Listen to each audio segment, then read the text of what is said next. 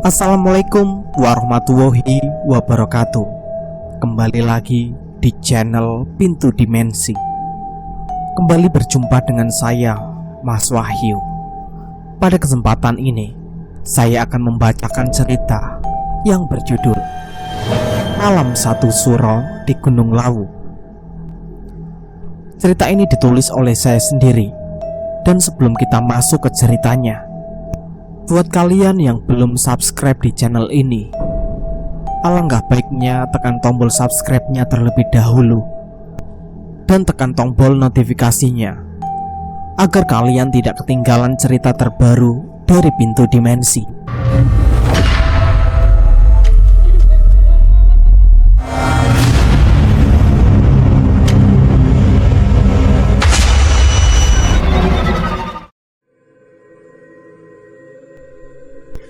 Mendongeng tentang Gunung Lawu memang tidak pernah ada habisnya. Cerita perihal keindahan Lawu, cerita perihal kehangatan Gunung Lawu, sampai cerita tentang kemistisan Gunung Lawu. Tiap pendaki yang berhasil menjamahnya selalu memiliki cerita yang tidak pernah sama. Meski demikian, Lawu tidak pernah kehilangan pesonanya. Gunung dengan ketinggian 3265 mdpl ini kerap kali membuat para pendaki menggigil kedinginan. Terlebih lagi saat musim kemarau.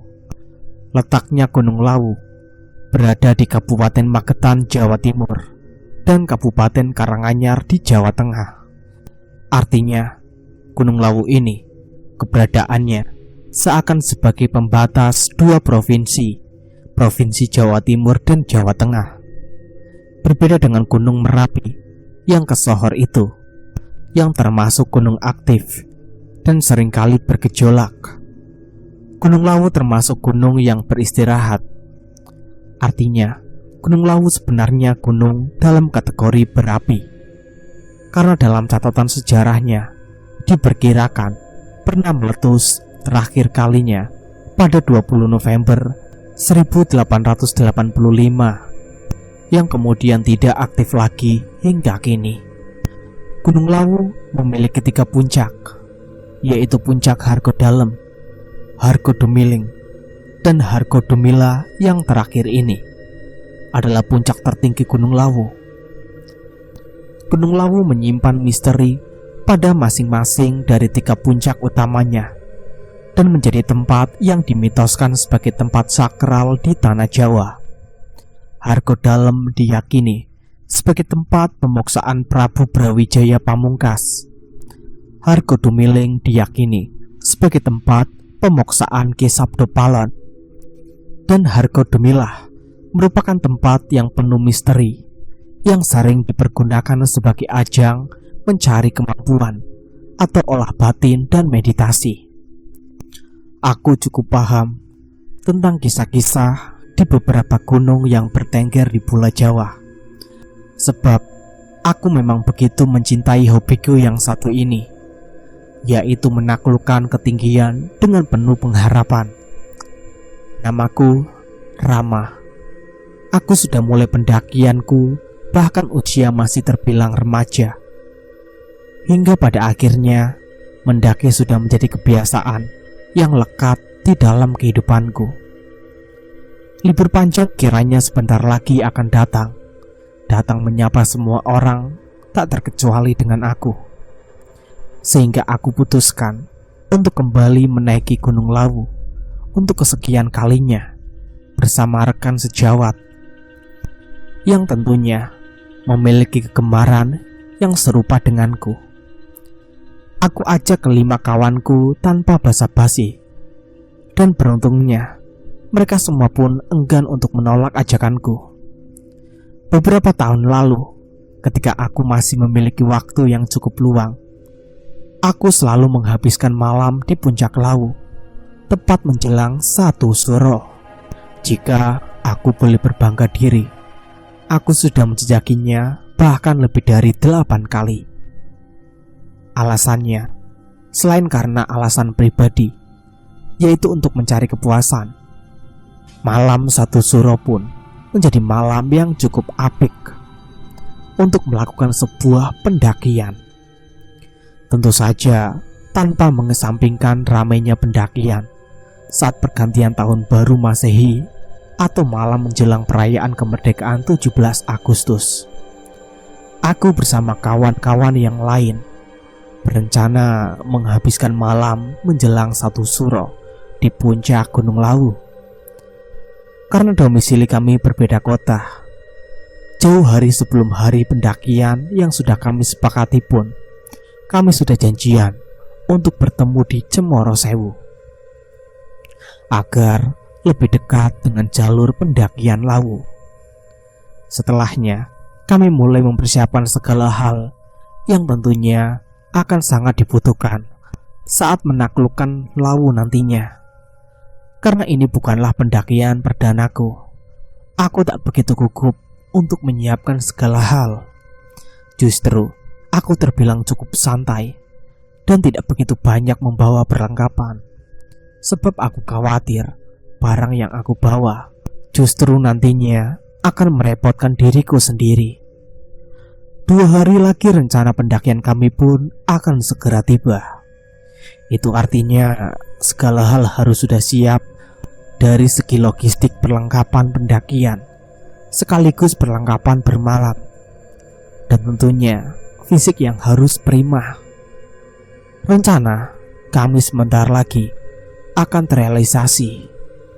Namun ternyata salah satu dari kami ada yang gagal untuk ikut. Entah apa alasan dibaliknya, kami hanya berusaha memaklumi. Sebab aku percaya mendaki adalah panggilan jiwa. Jika jiwa karibku yang satu ini tidak terpanggil, tentu takdir tidak akan membiarkan untuk naik. Kami pun hanya tinggal 5 orang. Sebenarnya aku cukup khawatir sebab jumlah kami ganjil. Sependek yang aku tahu, jika rombongan pendaki tidak diperkenakan untuk melakukan pendakian ganjil, khawatir ada sesuatu hal buruk yang bisa saja terjadi saat pendakian nantinya. Aku lantas menghubungi keempat kawanku yang lain, sekaligus menjelaskan konsekuensi apa yang mungkin saja bisa datang menghampiri kami saat pendakian nanti, hanya karena jumlah kami yang ganjil itu. Udah, ayo naik aja. Ganjil atau genap kan sama aja. Kamu yakin? Sangat yakin. Lagi pula kita tidak mungkin memaksa Rio untuk join, bukan? Jangan sampai kita memaksa sesuatu yang sebenarnya tidak diinginkan Rio. Aku berusaha untuk menjelaskan kepada Ismail dan yang lainnya tentang hal buruk yang mungkin saja akan terjadi di tengah-tengah pendakian kami nantinya. Jika kami tetap nekat untuk naik dengan jumlah ganjil, meski aku menjelaskan sedetail mungkin, namun keempat kawanku tetap teguh pada pendirian mereka masing-masing. Wajar saja mereka bersikap demikian, sebab pendakian ini bukanlah pendakian pertama bagi mereka, melainkan menjadi pendakian nomor sekian sampai tidak mampu lagi dihitung oleh jari. Mereka menuturkan jika mereka pun beberapa kali naik ke atas gunung dengan jumlah ganjil, namun mereka sama sekali belum pernah mengalami kejanggalan apapun, hanya karena jumlah mereka yang ganjil. Jangan terlalu percaya mitos, Rama. Ganjil genap, peraturan apa itu? Mau naik gunung aja kayak mau naik mobil ke ibu kota. Ada pemberlakuan ganjil genap. Karena tidak ingin memperpanjang persoalan, akhirnya aku pun memilih untuk mengalihkan pembicaraan ke hal yang lain. Aku berusaha menenangkan diriku sendiri, berusaha untuk tidak terlalu larut dengan jumlah kami yang ganjil. Aku berusaha untuk menyerahkan semuanya kepada Tuhan yang Maha Baik. Kami berlima pun sepakat untuk bertemu di Cemoro Sewu, tepat di jam 3 sore waktu setempat. Kami berencana untuk sampai di Puncak Lawu sebelum tengah malam. Semoga pendakian ini berjalan lancar tanpa adanya keganjilan apapun. Meski sejak awal firasatku mulai tidak enak, tepat di jam 3:30, kami berlima memutuskan untuk naik. Cuaca saat itu benar-benar cerah. Tidak ada sedikit pun tanda akan turunnya hujan. Kami benar-benar semangat dengan pendakian kali ini. Paling tidak, selambat-lambatnya pukul 11 malam, kami sudah sampai di puncak. Seperti halnya gunung-gunung yang lain, Gunung Lawu juga punya seabrek pantangan-pantangan yang harus dipatuhi. Saking seabreknya, hingga banyak pendaki pemula yang malah urung naik karena grogi akan mitos yang ada di Gunung Lawu yang berketinggian 3.265 mdpl meter di atas permukaan laut. Meski demikian, banyak pendaki yang berpendapat jika Gunung Lawu adalah salah satu gunung yang paling indah meski terbalut oleh kemistisannya. Namun sebagai seorang pendaki atau penjelajah yang baik, tentu akan menghormati itu semua. Serasional apapun pemikirannya, alam dengan segala keindahan dan kemisteriusannya tentu bukanlah rahasia lagi. Begitupun dengan Gunung Lawu. Seperti misalnya saat mendaki Gunung Lawu, ada pantangan yang tidak tertulis untuk tidak mengeluh, apalagi mengeluarkan ucapan-ucapan bernada kotor ataupun kasar. Sejauh pengalaman perasaan ini timbul di tengah perjalanan, bisa jadi karena efek kelelahan dan kedinginan untuk lekas sampai puncak. Dan satu hal lagi yang tidak kalah penting saat mendaki Gunung Lawu ini, jangan sekali-kali mengganggu burung Jala-Gading yang memang sering mengikuti para pendaki. Jala-Gading ini adalah jelmaan salah satu penguasa Gunung Lawu. Semua pantangan-pantangan itu sudah bukan menjadi rahasia lagi. Kami berlima sangat-sangat paham. Akan tetapi, terkadang karena rasa lelah halnya, tidak seharusnya kami lakukan, justru malah dilakukan. Maka dari itu, aku mengingatkan semua kawan-kawanku untuk tetap mengingat semua pantangan-pantangan itu. Kita jangan pernah lupa tentang pantangan-pantangan yang ada di sini loh. Santailah Ram, ini kan bukan pendakian pertama, jadi pasti kami bisa ingatlah. Seperti umpatan asu. Mail. Benar saja, baru sampai di pintu masuk, Ismail sudah mengeluarkan kalimat-kalimat yang tidak pantas. Meskipun ia bercanda, namun tak harusnya kalimat itu keluar dari mulut Ismail. Terlebih lagi, kami baru memulai pendakian. Dia menyuruh kami jalan duluan dan dengan entengnya mengatakan laut itu seperti rumah baginya. Hal ini sangat dimaklumi karena di antara kami yang lain, dia memang lebih sering naik ke Gunung Lawu dibandingkan kami, sehingga ia terkesan meremehkan pendakian kali ini. Padahal seharusnya ia bisa bersikap bijak. Aku hanya bisa mengingatkan Ismail agar ia tidak berucap seperti itu. Bagaimanapun juga, ia menganggap Lawu sebagai rumah. Ia bisa saja sulit untuk kembali, namun semoga saja pikiranku keliru. Aku dan kawan-kawan yang lain, kecuali Ismail pun berjalan lebih dulu. kami memulai pendakian dengan sumringah. Belum ada hal janggal yang kami alami sejauh ini. Fisik kami pun benar-benar prima saat itu.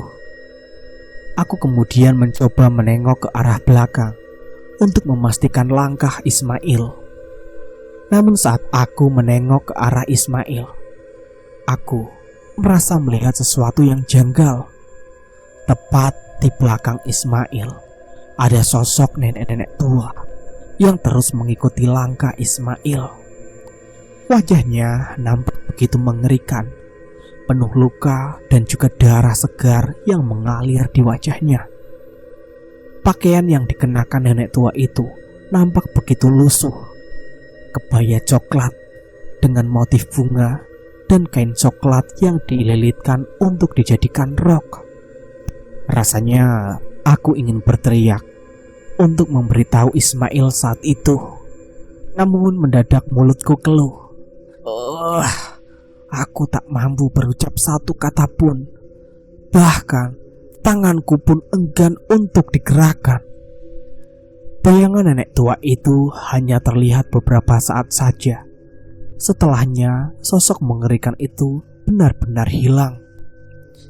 Anehnya, setelah bayangan itu hilang, mulutku kembali bisa bersuara dan tanganku kembali bisa aku gerakan. Aku pun lantas memanggil Ismail dengan lantang. "Il, cepat sini!" Ismail bergegas menyusul kami berempat.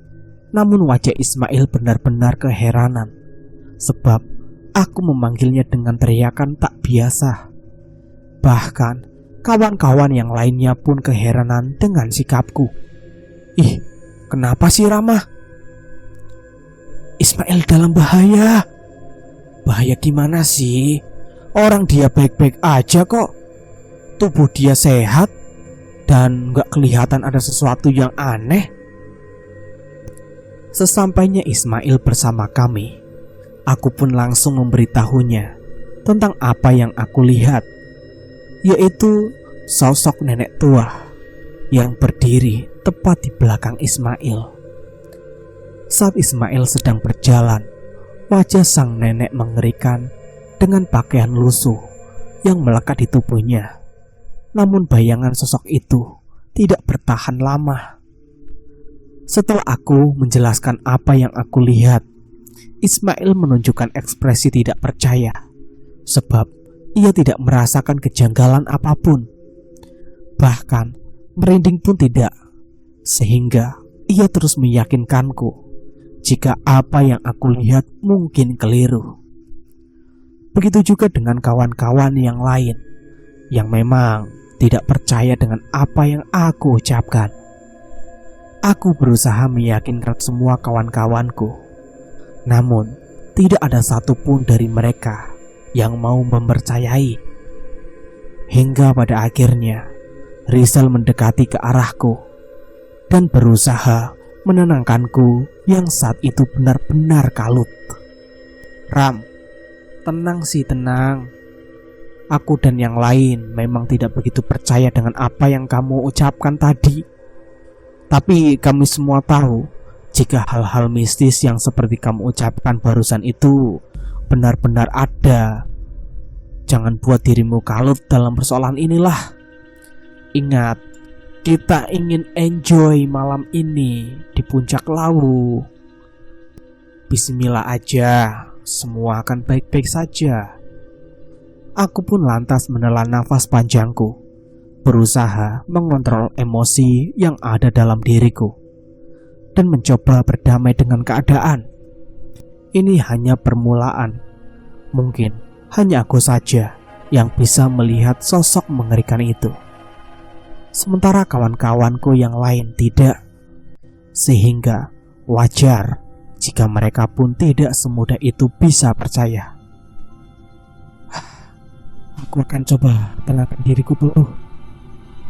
Ingat Ram, enjoy your life, understand? Iya Sal, iya. Aku berharap kejadian yang aku lihat cukup menjadi yang pertama dan terakhir dalam pendakian ini. sebab aku sangat ingin enjoy di dalam pendakian ini.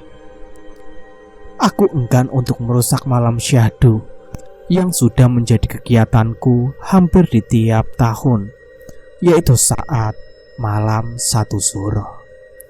Namun malam satu suro ini aku merasa sangat berbeda. Aku harus bisa mengendalikan diriku sendiri. Aku pasti mampu. Begitu sampai di pos 1, kami berlima beristirahat. Waktu sudah menjelang maghrib. Kami disambut oleh Jalak Gading yang bertengger di ranting semak tak jauh dari pos 1 tempat kami istirahat.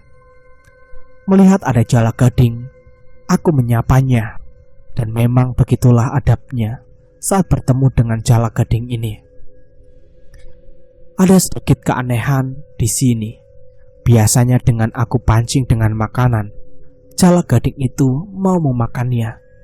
Tapi kali ini tidak. Malah cuma melihat saja dengan sorot mata tajam, dan tak lama kemudian pun terbang. Kok sikap Jalak Gadingnya aneh ya? Gak biasanya dia hanya diam dan juga dengan sorotan mata yang tajam seperti itu. Matanya kok seperti menyala ya? Apa mungkin karena ini malam satu suro ya? Emang ada hubungannya, Di? Ya bisa aja sih. Bukankah di malam satu suro banyak hal yang sangat menakutkan gitu loh, dan banyak yang naik dengan maksud yang tidak baik, pasti akan disesatkan. Bukankah maksud kita naik malam ini baik? Kita kan hanya ingin menikmati keindahan di puncak Gunung Lawu. Bukan kita, tapi orang lain, Ram. Hanya mitos mungkin. Udahlah, jangan berdebat. Mungkin memang burung jalak itu sedang tidak baik-baik saja, atau mungkin dia sedang kedinginan. Cukup kita jangan mengganggunya. Insya Allah semua akan tetap baik-baik saja. Saat aku ingin mencoba menatapnya kembali, aku merasa di bola mata burung jalak itu ada sesuatu yang tak benar. Aku melihat bayangan putih di balik sorot mata burung jalak itu. Aku kemudian menatap ke arah belakang untuk memastikan bayangan putih tersebut. Namun anehnya, aku tidak melihat apapun atau siapapun. Tak lama kemudian, berhembus angin yang cukup kencang hingga berhasil membuat kami berlima merinding seketika. Sebab angin yang berhembus benar-benar tidak biasa. Anginnya sangat dingin, namun tubuh kita merasa sangat panas. Lagi-lagi kami pun hanya bisa saling pandang satu sama lain. Sepertinya memang ada yang tidak beres di pos 1 ini, dan kita harus segera mungkin meninggalkan pos 1 sebelum keganjilan lain mulai bermunculan.